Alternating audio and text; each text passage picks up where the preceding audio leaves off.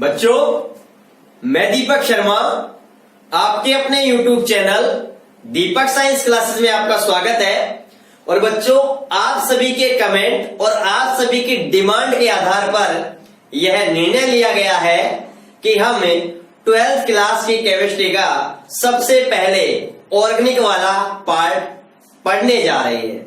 और बच्चों, ऑर्गेनिक वाले पार्ट की हम शुरुआत करेंगे चैप्टर नंबर 10 से। और बच्चों, चैप्टर नंबर जो 10 है उसका नाम है बच्चों हैलोजन व्युत्पन्न, हैलोजन डेरिवेटिव। और बच्चों, इस चैप्टर से हमारे बोर्ड एग्जाम में 4 अंक के क्वेश्चन पूछे जाते हैं। बच्चों, यह चैप्टर हमारे एग्जाम की दृष्टि से बड़ा ही इंपॉर्टेंट है और बड़ा ही महत्वपूर्ण है।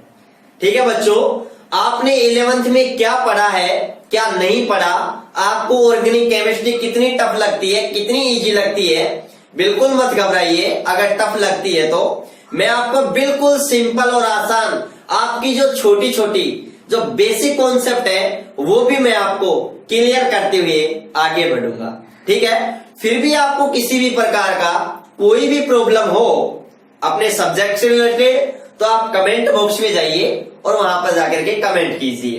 बच्चों, यहां पर केवल और केवल समझना है। आपको नोट्स की पीडीएफ फाइल अवेलेबल करवा दी जाएगी। ठीक है, उसके लिए मैं नीचे आपको लिंक शेयर कर दूंगा पीडीएफ का, वहां से उसको आप अपलोड कर लीजिएगा। ठीक है बच्चों, और बिल्कुल जीरो से हम आगे बढ़ने वाले हैं। आप ये बिल्कुल मत घबराइए कि सर हमें ऑर्गेनिक केमिस्ट्री डिफिकल्ट लगती है, हमें ऑर्गेनिक केमिस्ट्री समझ में नहीं आती है। ठीक है, आप ये मत सोचिए कि सर हमने 11th में तो हमने कुछ पढ़ा ही नहीं था। ठीक है, क्या पढ़ा है क्या नहीं पढ़ा है सब भूल जाइए। अब हम नए सिरे से शुरुआत करने जा रहे हैं ऑर्गेनिक केमिस्ट्री की। ठीक है ना, सारा का सारा खेल समझाने का है, बस आप तो समझना। ठीक है, तो हम शुरुआत कर रहे हैं बच्चों चैप्टर नंबर 10 के बारे में। चैप्टर नंबर 10 हैलोजन व्युत्पन्न।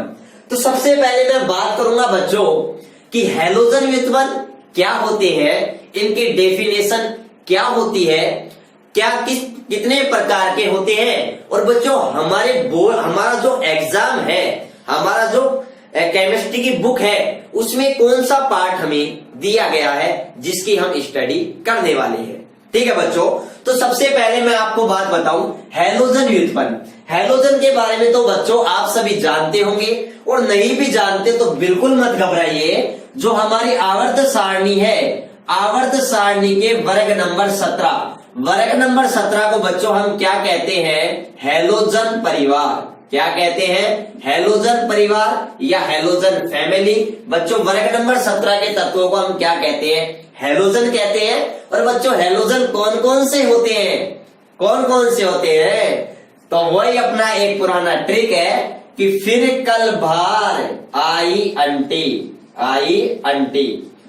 एफ का मतलब है बच्चों फ्लोरीन, आई का मतलब है क्लोरीन, बीआर का मतलब है बच्चों ब्रोमीन, और आई का मतलब है बच्चों आयोडीन, और एटी का मतलब है बच्चों एस्टेटिन। तो फिर कल बाहर आई अंटी। और बच्चों, यहाँ एस्टेटिन है ना, वो एक रेडियो एक्टिव क्या है, एलिमेंट है, इसलिए इसकी स्टडी नहीं की जाती है हैलोजन परिवार के अंदर। जब हम हमारे सिलेबस में पढ़ेंगे तब भी हम एस्टेटिन की स्टडी नहीं करेंगे, केवल इन 4 की स्टडी करेंगे, क्योंकि इन हैलोजन परिवार के बारे में हम चैप्टर नंबर 7 जो हमारा पी ब्लॉक है उसके अंदर भी हम इसकी स्टडी करेंगे। तो ये बेसिक बात आपको पता होगी, नहीं भी पता है तो मैंने बता दिया हैलोजन किसे कहते हैं। अब बच्चों बात करते हैं हैलोजन व्युत्पन्न। हैलोजन व्युत्पन्न क्या होते हैं, ये कितने प्रकार के होते हैं। तो बच्चों, अगर जो हाइड्रोकार्बन होता है, क्या होता है हमारे पास में, हाइड्रोकार्बन। तो बच्चों, जो हाइड्रोकार्बन होता है उस हाइड्रोकार्बन में से बच्चों हाइड्रोजन एटम को किसी हैलोजन एटम के द्वारा रिप्लेस कर दिया जाता है, हटा दिया जाता है या विस्थापित कर दिया जाता है। तो बच्चों, जो हमारे पास में जो यौगिक बनते हैं उन्हें क्या कहते हैं बच्चों, हमें हैलोजन व्युत्पन्न। तो बच्चों दोबारा से समझिए अच्छे से। सबसे पहले मैं आपको बात करूं हाइड्रोकार्बन। हाइड्रोकार्बन बच्चों क्या होते हैं, देखो नाम में ही सब कुछ आता है। हाइड्रो का मतलब हाइड्रोजन, कार्बन का मतलब कार्बन। बच्चों हाइड्रोजन और कार्बन से मिलकर बने यौगिकों को क्या कहते हैं, हाइड्रोकार्बन कहते हैं। बच्चों क्या कहते हैं, हाइड्रोकार्बन कहते हैं। और बच्चों हाइड्रोकार्बन में से यदि किसी एक हाइड्रोजन एटम को या एक से अधिक हाइड्रोजन एटम को किसी हैलोजन परमाणु के द्वारा हटाया जाता है या विस्थापित किया जाता है तो बने यौगिक क्या कहलाते हैं, हैलोजन व्युत्पन्न कहलाते हैं। तो हमारे पास में हैलोजन व्युत्पन्न की परिभाषा आ गई है।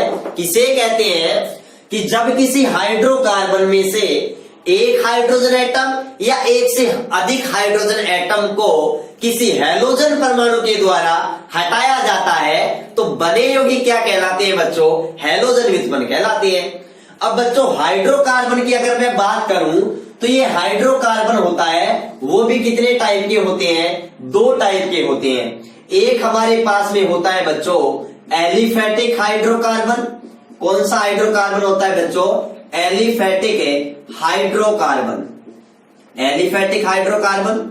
और बच्चों दूसरा हमारे पास में कौन से होते हैं, एरोमेटिक हाइड्रोकार्बन। कौन से हाइड्रोकार्बन होते हैं, एरोमेटिक हाइड्रोकार्बन। तो बच्चों ये आप सभी जानते हो हाइड्रोकार्बन होते हैं वो मुख्य रूप से 2 टाइप के होते हैं। एक एलिफेटिक होता है, एक एलिफेटिक हाइड्रोकार्बन होता है, दूसरा एरोमेटिक हाइड्रोकार्बन होता है। और बच्चों आपने पढ़ा भी होगा, आपने 11th क्लास में भी पढ़ा होगा और 10th क्लास में भी पढ़ा होगा एलिफेटिक हाइड्रोकार्बन के बारे में कि जो एलिफेटिक हाइड्रोकार्बन होते हैं वो कितने प्रकार के होते हैं बच्चों, 3 प्रकार के होते हैं।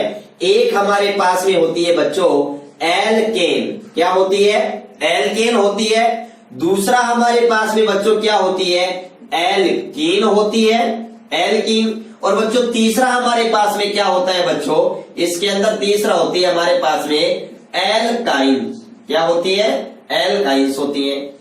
मतलब वे, अगर मैं बात करूं, वे हाइड्रोकार्बन जिनमें कार्बन कार्बन के बीच में बच्चों कैसा बॉन्ड हो, सिंगल बॉन्ड हो, उन्हें हम एल्केन कहते हैं। जिनमें कार्बन कार्बन के बीच में डबल बॉन्ड हो उन्हें हम एल्कीन्स कहते हैं। और बच्चों जिनमें ट्रिपल बॉन्ड हो उन्हें हम क्या कहते हैं, एल्काइन कहते हैं। ठीक है ना। तो इनके बारे में आप बेसिक बातें आपको पता होगी। ठीक है, नहीं भी पता तो जो भी आपको पूछना हो कमेंट बॉक्स में जाइए और वहां लिख दीजिए, कोई डाउट नहीं है।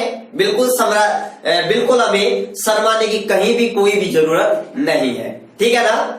मैं देखो आपका हर एक बेसिक चीज, जितनी हमारी नींव मजबूत होगी उतनी हमें केमिस्ट्री अच्छे से समझ में आएगी। हमें इस तरीके से पढ़ना है ऑर्गेनिक केमिस्ट्री कि हम भी किसी विद्यार्थी को या हम भी किसी हमारे मित्र वगैरह को पढ़ा सके। ठीक है बच्चों। तो देखो एल्केन, एल्कीन और एल्काइंस के बारे में आप जानते हैं। अब बच्चों बात क्या है, यदि हमें देखो इनमें मैं एक बात और बताऊं आपको कि जो हमारे पास में हेलो एल्केन, जो हमारे पास में एल्केन होती है बच्चों वो एक संतृप्त हाइड्रोकार्बन है। कैसा हाइड्रोकार्बन है, संतृप्त। और जबकि जो हमारे पास में एल्कीन और एल्काइन होती है वो बच्चों कैसे हाइड्रोकार्बन होते हैं, असंतृप्त हाइड्रोकार्बन होते हैं। कैसे हाइड्रोकार्बन होते हैं, असंतृप्त हाइड्रोकार्बन होते हैं। तो बच्चों ये बेसिक बातें है ना, छोटी छोटी ये भी पता होना चाहिए। एलिफेटिक हाइड्रोकार्बन, इसमें मुख्य रूप से 3 चीजों के बारे में पढ़ते हैं, एल्केन, एल्कीन, एल्काइन। और बच्चों इनमें से एल्केन होती है वह सैचुरेटेड हाइड्रोकार्बन होती है, संतृप्त हाइड्रोकार्बन होती है, क्योंकि इसके अंदर कार्बन कार्बन के बीच में सिंगल बॉन्ड पाया जाता है। अगर कार्बन कार्बन के बीच में डबल या ट्रिपल बॉन्ड हो तो उन हाइड्रोकार्बन को हम अनसैचुरेटेड कहते हैं, अनसैचुरेटेड हाइड्रोकार्बन कहते हैं। मतलब असंतृप्त हाइड्रोकार्बन कहते हैं। तो एल्कीन और एल्काइन दोनों असंतृप्त क्या है, हाइड्रोकार्बन है। बच्चों ये छोटी छोटी जो बेसिक चीजें है ना, वो हमसे एक्सटर्नल जब प्रैक्टिकल लेना आएगा तो वाइवा में ये छोटी छोटी बातें हमसे पूछ लेता है, चाहे आप मैथ में क्यों ना आए हो, चाहे आप बहुत इंटेलिजेंट हो, वो बस आपके बेसिक चीजों से वो आइडिया लगा लेता है कि बच्चे के अंदर कितनी इंटेलिजेंसी है। ठीक है बच्चों, तो देखो अब क्या होता है, ये एलिफेटिक हाइड्रोकार्बन है। तो बच्चों अपन बात कर रहे हैं हैलोजन व्युत्पन्न के बारे में। तो हैलोजन व्युत्पन्न कैसे बनते हैं, हाइड्रोकार्बन में से अगर हाइड्रोकार्बन में से हम हाइड्रोजन एटम को हटाते हैं, किसके द्वारा, हैलोजन एटम के द्वारा, तो बने यौगिक क्या कहलाते हैं, हैलोजन व्युत्पन्न। यदि हम एल्केन के अंदर हाइड्रोजन परमाणु को हैलोजन परमाणु के द्वारा रिप्लेस करते हैं, हटाते हैं, तो बच्चों बने यौगिकों को हम क्या कहते हैं, हेलो एल्केन्स कहते हैं। क्या कहते हैं, हेलो एल्केन्स कहते हैं। क्यों, क्योंकि एल्केन में से हाइड्रोजन एटम को रिप्लेस किया है हैलोजन एटम के द्वारा, इसलिए बने यौगिक क्या कह रहे हैं बच्चों, हेलो एल्केन कहलाते हैं। ठीक है, दूसरी बात, यदि एल्कीन्स में से हाइड्रोजन एटम को हैलोजन एटम के द्वारा हटाते हैं तो बच्चे बने यौगिकों को अपन क्या कहते हैं, हेलो एल्कीन्स। क्या कहते हैं, हेलो एल्कीन्स। ठीक है, हेलो एल्कीन। ठीक है, अगर इसी प्रकार हम एल्काइनों में हाइड्रोजन एटम को किसी हैलोजन एटम के द्वारा हटाते हैं तो हमारे पास में जो यौगिक बच्चों बनते हैं उन्हें हम क्या कहते हैं, हेलो एल्काइन। क्या कहते हैं, हेलो एल्काइन। और बच्चों इसी प्रकार से यदि कोई एरोमेटिक हाइड्रोकार्बन है, जैसे फॉर एग्जाम्पल के लिए अगर मैं सबसे सिंपल एरोमेटिक यौगिक के बारे में बात करूं तो बच्चों हमारे पास में क्या आती है, बेंजीन आती है। और बच्चों बेंजीन में से अगर मैं हाइड्रोजन एटम को किसके द्वारा हटाता हूं बच्चों, हैलोजन एटम के द्वारा हटाता हूं, तो जो हमारे पास में जो यौगिक बनते हैं बच्चों उन्हें हम क्या कहते हैं, बच्चों उन्हें हम कहते हैं एरिल हैलाइड। क्या कहते हैं बच्चों, एरिल हैलाइड। या बच्चों इन्हें ही हम क्या कहते हैं, एरिल हैलाइड कहते हैं, एरिल हैलाइड या हेलो एरीन। क्या कहते हैं बच्चों, हेलो एरीन कहते हैं। तो ये बात आप अच्छे से याद रखना, अच्छे से समझिएगा कि अगर हम बेंजीन की, यहां ये बेंजीन है बच्चों, ये बेंजीन है, अगर से कि हमारे सिलेबस में क्या है बच्चों, हमारे सिलेबस में केवल हैलोजन व्युत्पन्न में केवल हेलो एल्केन और केवल बच्चों एरिल हैलाइड जिन्हें हम एलो एरीन कहते हैं, केवल इन दोनों के बारे में हम स्टडी करेंगे। इनके बारे में हम स्टडी नहीं करेंगे क्योंकि हमारे सिलेबस में नहीं है। और बच्चों इनके बारे में हम आगे भी इतना नहीं पढ़ेंगे क्योंकि इनके इतने ज्यादा इंपॉर्टेंट कंपाउंड नहीं है, इसलिए इनकी स्टडी बहुत छोटी है।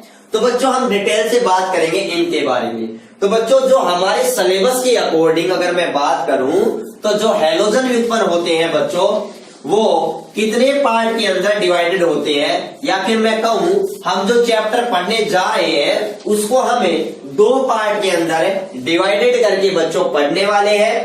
पहला पार्ट होगा हमारा, वो क्या है बच्चों, वो है हेलो एल्केन। क्या है बच्चों, हेलो एल्केन, जिसे बच्चों हम क्या कहते हैं, जिसे हम बच्चों क्या कहते हैं, एल्किल हैलाइड भी कहते हैं। क्या कहते हैं, एल्किल हैलाइड भी कहते हैं। और बच्चों दूसरा हमारे पास में पार्ट कौन सा है, दूसरा हमारे पास में पार्ट होगा हेलो एरीन। क्या है बच्चों, हेलो एरीन। और बच्चों हेलो एरीन को ही हम क्या कहते हैं बच्चों, एरिल हैलाइड कहते हैं। क्या कहते हैं, एरिल हैलाइड कहते हैं।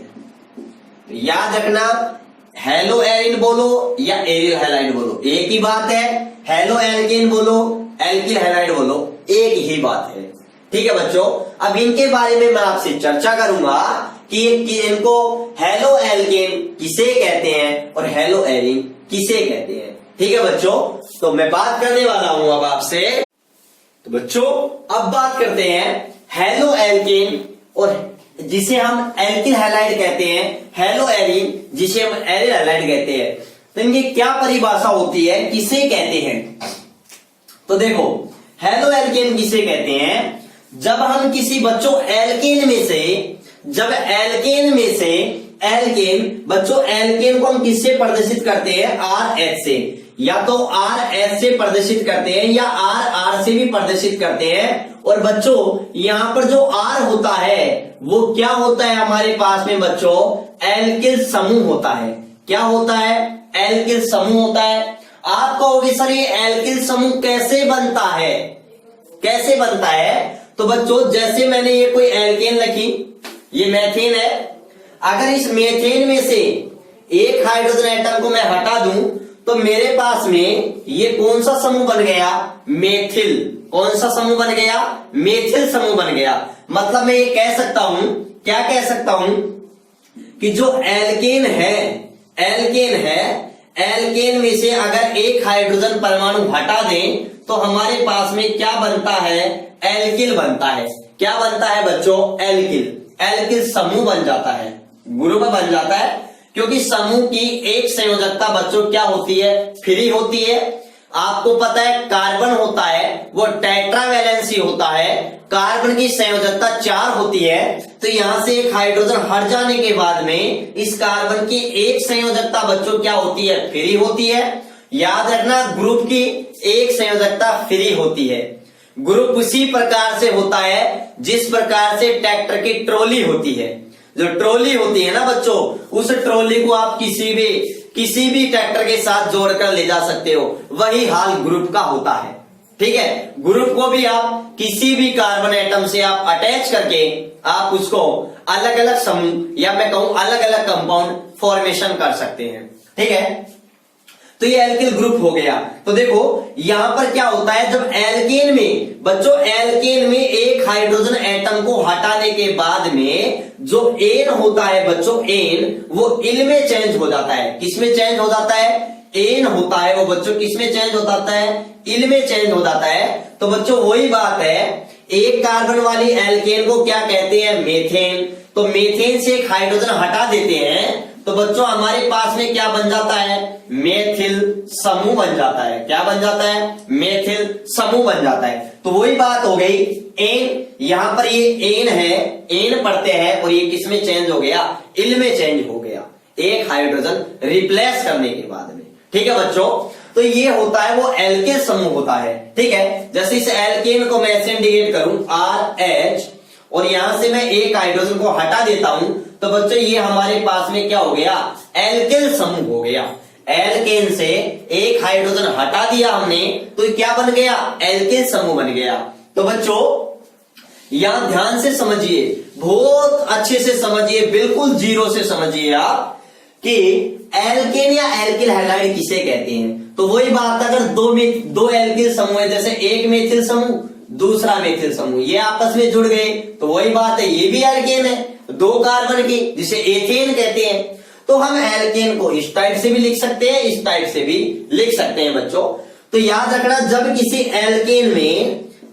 एल्केन में हाइड्रोजन, एक हाइड्रोजन परमाणु को किसी हैलोजन परमाणु के द्वारा प्रतिस्थापित किया जाता है या हटाया जाता है तो बच्चे जो यौगिक बनते हैं, जो यौगिक हमारे पास में बनते हैं उसे हम क्या कहते हैं, एल्किल हैलाइड कहते हैं। क्या कहते हैं, एल्किल हैलाइड कहते हैं। यहां से हाइड्रोजन हट जाती है और कौन जुड़ जाता है बच्चों, हैलोजन जुड़ जाता है और हमारे पास में क्या बन जाता है बच्चों, आर एक्स, जिसे अपन क्या कहते हैं, एल्किल हैलाइड। बच्चों इसे जो साधारण पद्धति होती है, हमारी नामकरण की जो साधारण पद्धति होती है उसमें तो हम बच्चों इसको क्या कहते हैं, एल्किल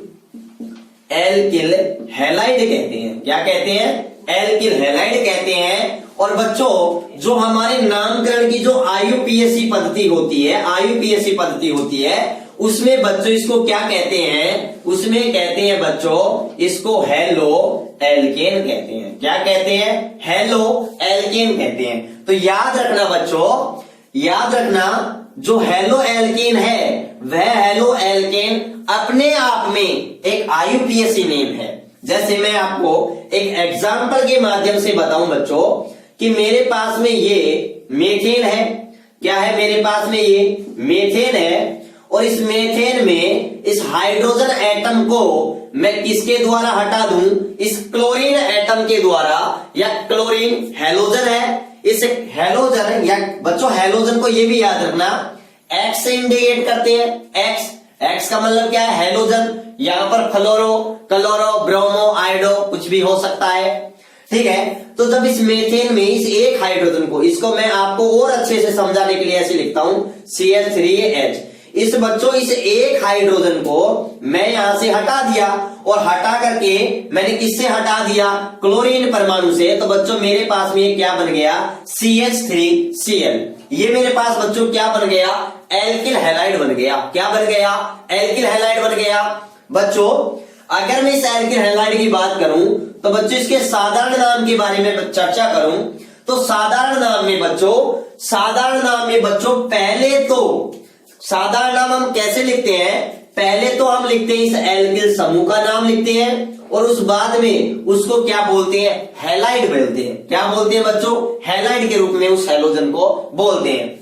अगर Cl है तो क्लोराइड बोलेंगे, अगर फ्लोरीन है तो फ्लोराइड बोलेंगे, अगर ब्रोमीन है, Br है तो हम ब्रोमाइड बोलेंगे और I है तो बच्चों हम क्या बोलेंगे? आयोडाइड बोलेंगे। तो हम बच्चों कैसे बोलेंगे इसका नाम? एक कार्बन है, एक कार्बन की मीथेन को हम मीथेन कहते हैं, एक कार्बन की एल्केन को हमें मीथेन कहते हैं। और बच्चों मीथेन में से एक हाइड्रोजन हटा दें तो हमें हमारे पास में कौन सा समूह बन जाता है? मेथिल समूह बन जाता है। तो बच्चों ये क्या है हमारे पास में? मेथिल। तो ये तो क्या हो गया? मेथिल। और इसको हम क्या बोलेंगे? हैलाइड के तौर पर क्लोराइड। तो बच्चों इसका साधारण नाम क्या हो गया? Methyl chloride. इसका साधारण नाम मेथिल क्लोराइड हो गया। अब बच्चों इसके आईयूपीएसी नाम के बारे में अगर मैं बात करूं तो इसका जो आईयूपीएसी नेम होता है बच्चों, आईयूपीएसी नेम क्या होगा? आईयूपीएसी नेम में बच्चों मैंने कहा था हेलो एल्केन अपने आप में एक आईयूपीएसी नेम है। इसमें पहले हेलोजन को लिखा जाता है और हेलोजन को भी कैसे? हेलो करके। किसे? हेलो। पहले हेलो और उसके बाद में एल्केन। जो एल्केन है, एक कार्बन की एल्केन है तो मेथेन लिखेंगे, दो कार्बन की एल्केन है एथेन है, तीन कार्बन की एल्केन है प्रोपेन है। तो बच्चों यहां पर क्या है? Cl को कैसे बोलेंगे? देखो पीछे क्या है? लो। जैसे क्लोरो, अगर यहाँ Cl है तो क्लोरो, अगर F है तो फ्लोरो, Br है तो ब्रोमो, I है तो बच्चों आयोडो। तो यहाँ पर Cl है तो क्या लिखेंगे? क्लोरो। क्या लिखेंगे? क्लोरो। और बच्चों यहां पर एक कार्बन की, ये कार्बन की मीथेन है, यहां पर एल्केन है भाई, उस एक कार्बन की एल्केन में तो यहां पर हाइड्रोजन को हटा करके हेलोजन जोड़ा है, इसलिए यहां आईयूपीएसी में एल्केन ही लिखा जाता है। तो एक कार्बन है और बच्चों एक कार्बन की एल्केन को हम क्या कहते हैं? मेथेन कहते हैं। क्या कहते हैं बच्चों? मेथेन कहते हैं। तो बच्चों हमें बस केवल इतनी सी बात याद रखनी है, इतनी सी बात अभी समझनी है, बाकी में डिटेल से बात करूंगा। हमें यह समझना है कि हेलो एल्केन या एल्किल हैलाइड किसे कहते हैं। तो बच्चों ध्यान से समझिएगा, जब किसी एल्केन में हाइड्रोजन एटम को बच्चों किसके द्वारा हटाया जाता है? हेलोजन परमाणु के द्वारा हटाया जाता है, तो बने यौगिक को क्या कहते हैं? एल्किल हैलाइड या हेलो एल्केन। क्लियर बच्चों? इसी प्रकार से यदि हमारे पास में कोई एरोमेटिक हाइड्रोकार्बन है, सबसे सिंपल एरोमेटिक हाइड्रोकार्बन की बच्चों अगर मैं बात करूं तो वो कौन सा है बच्चों? बेंजीन है। कौन सा है? बेंजीन है। तो अगर मैं हेलो एरीन या एरिल हैलाइड की बात करूं कि हेलो एरीन या एरिल हैलाइड किसे कहते हैं, तो बच्चों बहुत सिंपल है। जब हमारे पास में ये कोई बेंजीन बने हैं, क्या है बच्चों? ये कोई बेंजीन रिंग है और इस बेंजीन रिंग पर आपको पता है प्रत्येक जगह एक एक हाइड्रोजन एटम जुड़ा हुआ है एक एक कार्बन से, क्योंकि इसका सूत्र क्या होता है? C6H6 होता है बच्चों। ये बात क्लियर? तो बच्चों ये हमारे पास में बेंजीन है। अगर इस बेंजीन में इस हाइड्रोजन एटम को किसके द्वारा हटा दिया जाए, एक क्लोरीन एटम के द्वारा हटा दिया जाए या हेलोजन एटम के द्वारा हटा दिया जाए, यहां पर मैंने लिख लिया एक्स, एक्स का मतलब हेलोजन। अगर हेलोजन एटम के द्वारा हटाते हैं तो बच्चों जो यौगिक बनते हैं, जो यौगिक बनते हैं बच्चों, उन्हें हम क्या कहते हैं, उन्हें हम कहते हैं एरिल हैलाइड कहते हैं। क्या कहते हैं बच्चों, एरिल हैलाइड कहते हैं। ठीक है, तो इनका जो साधारण नाम होता है बच्चों वो क्या होता है, एरिल हैलाइड ही होता है। क्या होता है, एरिल हैलाइड होता है। अगर हमारे पास में यहाँ फ्लोरीन है, एफ है, तो हम क्या बोलेंगे बच्चों, एरिल फ्लोराइड। और यदि हमारे पास में बच्चों Cl है तो हम क्या बोलेंगे, एरिल क्लोराइड। Br है तो क्या बोलेंगे, एरिल ब्रोमाइड। अगर I है तो हम क्या बोलेंगे, एरिल आयोडाइड। यहां तक ये चीजें क्लियर बच्चों। इसका IUPAC जो नाम होता है, IUPAC जो नाम होता है हमारे पास में, IUPAC नाम में ये हेलो एरिन है बच्चों, ये IUPAC नाम है। कैसा नाम है, IUPAC नाम है हेलो एरिन। लेकिन बच्चों यहां इसका IUPAC नाम हेलो एरिन भी लिखा जाता है और हम इसको बेंजीन से बना है, बेंजीन का व्युत्पन्न है या बेंजीन से बनता है, इसलिए बच्चों हम इसको हेलो बेंजीन भी कहते हैं। और बच्चों ज्यादातर है जो IUPAC जो बोलती है वो ये हेलो बेंजीन ही बोलती है, हेलो एरिन नहीं कहती है। ठीक है ना, दोनों ही IUPAC नेम है। लेकिन आप देखोगे हम कहीं भी IUPAC नाम लिखेंगे तो वो किस बेस पर लिखेंगे, पहले हेलोजन का नाम, उसके बाद में बेंजीन का नाम, क्योंकि इस बेंजीन पर क्या जुड़ा है बच्चों, हेलोजन एटम जुड़ा है।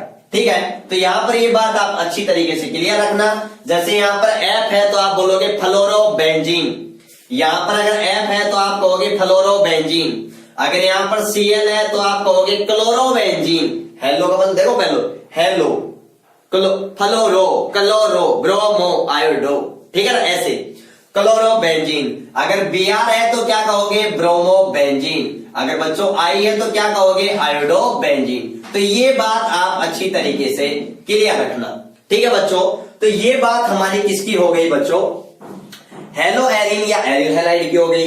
अब बच्चों दूसरी बात हमारे पास में आती है, पहले आपका ये चीज क्लियर हो गया होगा तो अब आपके समझ में आ गया होगा बच्चों कि हमें हेलो एरिन किसे कहते हैं और एरिल हैलाइड किसे कहते हैं। ठीक है, तो बच्चों याद रखना, अगर हम एल्केन में एल्केन के हाइड्रोजन एटम को हेलोजन परमाणु द्वारा हटाते हैं तो बने यौगिक को हम एल्किल हैलाइड या हेलो एल्केन कहते हैं। यदि हम बेंजीन वजह में से हाइड्रोजन एटम को हेलोजन परमाणु द्वारा हटाते हैं तो बच्चों बने यौगिक को हम क्या कहते हैं, हेलो एरिन या एरिल हैलाइड कहते हैं। ठीक है बच्चों, इन दोनों के बारे में इस चैप्टर में हम इन दोनों पार्ट के बारे में डिटेल से बात करेंगे। पहले हम इस पार्ट के बारे में पढ़ेंगे और उसके बाद में बच्चों हम इस पार्ट के बारे में पढ़ेंगे डिटेल से। ठीक है बच्चों, तो यहां तक आपके ये चीजें क्लियर हो गई होंगी। और बच्चों एक बहुत ही अच्छा एक प्रैक्टिकल जो आपने अभी तक नहीं पढ़ा होगा, ये चैप्टर आपने पढ़ लिया होगा लेकिन शायद मैं जहां तक मानता हूं कि ये बात आपको किसी ने नहीं बताई होगी कि बच्चों याद रखना जो हेलोजन व्युत्पन्न होते हैं, जो क्या होते हैं, हेलोजन व्युत्पन्न होते हैं, हेलोजन व्युत्पन्न। याद रखना बच्चों एक टेस्ट देते हैं और उस टेस्ट का नाम क्या है बच्चों, उस टेस्ट का नाम है बच्चों ब्लिस्टिन टेस्ट है। हेलोजन एटम ब्लिस्टिन टेस्ट देते हैं बच्चों, एक बात याद रखना, ब्लिस्टिन टेस्ट देते हैं बच्चों। ये टेस्ट स्पेसिकल किसका होता है, हेलोजन एटम का होता है। याद रखना बच्चों हेलोजन एटम का बच्चों किसी भी ऑर्गेनिक कंपाउंड में हेलोजन एटम उपस्थित है या नहीं है उसके लिए टेस्ट किया जाता है। काफी बार कंपटीशन एग्जाम में पूछ लिया जाता है कि ब्लिस्टिन टेस्ट की सहायता से हम किसकी उपस्थिति का पता लगाते हैं। तो बच्चों याद रखना हेलोजन परमाणु के बारे में हम इसका पता लगाते हैं। ठीक है बच्चों, तो ये बात भी थोड़ा अच्छी। तो बच्चों आप सोच रहे होंगे कि सर ये ब्लिस्टिंग टेस्ट कैसे होता है, कैसे करते हैं और कैसे हमें पता चलता है। तो बच्चों ये भी बात मैं आपको क्लियर करता हूं आपको, क्योंकि हमें प्रैक्टिकल नॉलेज भी बेहद जरूरी है। भले ही हमने लैब में नहीं गए हो, हमने प्रैक्टिकल नहीं किए हो 11th क्लास में, लेकिन बच्चों ये प्रैक्टिकल नॉलेज हमें आना चाहिए। क्योंकि अगर कल किसी दिन अगर हम भी अगर एक टीचर बनते हैं तो हम बच्चों को क्या पढ़ाएंगे, कितना नॉलेज दे पाएंगे हम। ठीक है बच्चों, और आगे आप में बहुत सारे स्टूडेंट ऐसे होंगे जो नीट वगैरह की तैयारी करेंगे, पीएमटी की इसकी जेडब्ल्यू की तैयारी करेंगे, ठीक है, केमिस्ट्री फील्ड के अंदर अपना कैरियर बनाएंगे बच्चों।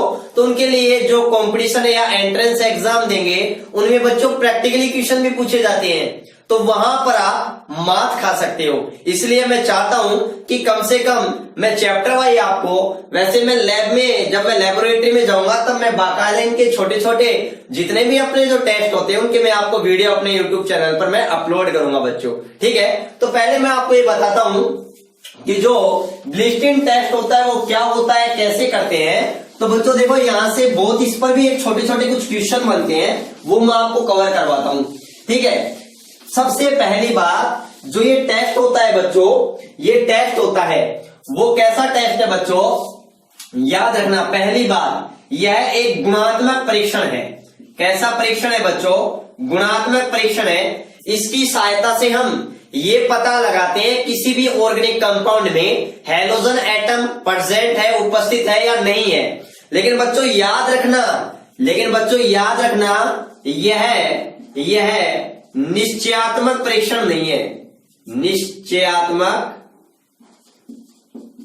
निश्चयात्मक परीक्षण नहीं है, ये बात याद रखना। निश्चयात्मक मतलब बिल्कुल निश्चित नहीं करता है। इसका मतलब ये नहीं है कोई भी अगर ऑर्गेनिक कंपाउंड है और वो ब्लिस्टिंग टेस्ट देता है तो ये भी जरूरी नहीं है कि इसके अंदर हैलोजन एटम उपस्थित हो ही। ठीक है, कुछ है ऑर्गेनिक कंपाउंड ऐसे भी होते हैं जिनके अंदर हैलोजन एटम नहीं होता है, फिर भी वो ये ब्लिस्टिंग टेस्ट देते हैं।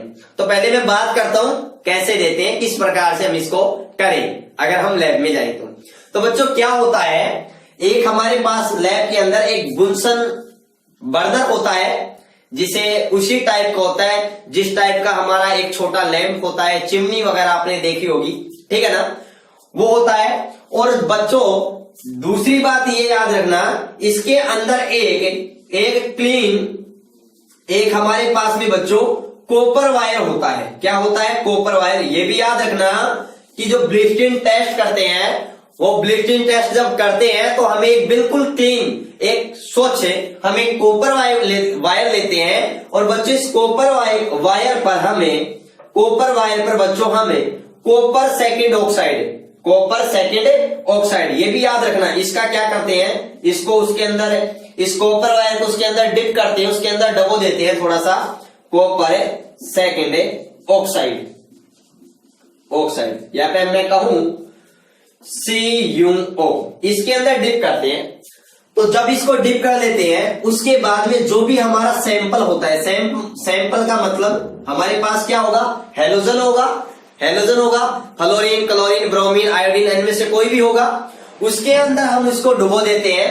तो बच्चों जब इसको उसके अंदर डुबो देते हैं तो हमारे पास में बच्चों क्या बनता है, हमारे पास में कॉपर हैलाइड बनता है। क्या बनता है, कॉपर हैलाइड बनता है। और उस कॉपर हैलाइड को जब हम और हीटिंग करते हैं तो बच्चों हमारे पास में ग्रीन ज्वाला के साथ जलता है, ग्रीन या फिर मैं कहूं ग्रीन ज्वाला के साथ में वह जलने लगता है। बच्चों अगर ग्रीन ज्वाला के साथ वह जलता है तो वह पॉजिटिव टेस्ट है। मतलब अगर हमने ये कोई एक्स हमारे पास में ये मान के चलो, ये कोई हमारे पास में सैंपल कंपाउंड है, हमें नहीं पता कि इसमें हैलोजन है या नहीं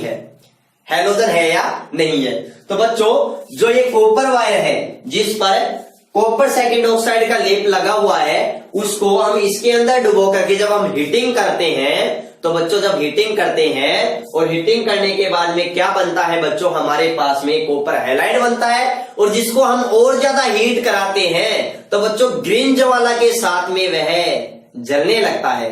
अगर ग्रीन ज्वाला के साथ जलने लगता है तो आप ये मान कर चलिए कि उसके अंदर हैलोजन एटम उपस्थित है, और अगर ग्रीन ज्वाला नहीं आती है तो इसके अंदर हैलोजन एटम नहीं है। आप ये बात अच्छी तरीके से समझ लीजिएगा, ठीक है ना। हैलोजन एटम नहीं है, और अगर ग्रीन ज्वाला जाए तो हैलोजन एटम है। अब बच्चों मैं एक बात क्लियर कर रहा हूं, क्या क्लियर कर रहा हूं कि याद रखना, देखो अपने को कंपटीशन एग्जाम में छोटे छोटे अपने क्वेश्चन याद रखना, ये गुणात्मक परीक्षण है, बस ये पता लगा सकते हैं। एक तो होता है गुणात्मक, एक होते हैं भारात्मक, जिसके अंदर हम भार वगैरह भी देखते हैं।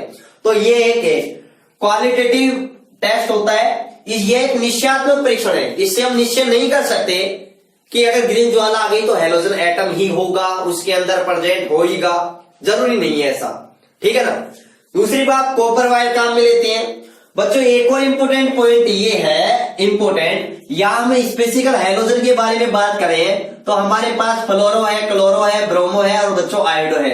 याद रखना बच्चों, इनमें से ये जो ब्लिस्टिन टेस्ट है वो ये फ्लोरीन नहीं देता है, फ्लोरीन नहीं देता है। क्यों नहीं देता है?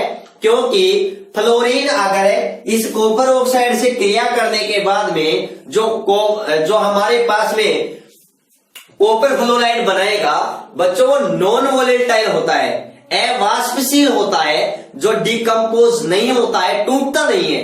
मतलब जो कॉपर फ्लोराइड बनता है ना, वो टूटता नहीं है। इंपोर्टेंट बात ये है, वो नॉन वोलेटाइल है, अवाष्पशील है, वाष्पशील नहीं है, अवाष्पशील है, तो उड़ता नहीं है, उसका डिकम्पोज नहीं होता है। नहीं होने के कारण ग्रीन ज्वाला के साथ वो नहीं जलता है। तो याद रखना ये इतनी सी बात कि क्लोरीन देगा, ब्रोमीन देगा, आयोडाइड भी देगा, और लेकिन यहाँ फ्लोरीन या फ्लोराइड, एल्किल फ्लोराइड नहीं देगा। तो ये भी याद रखना है, ये ब्लिस्टिन टेस्ट कौन नहीं देगा?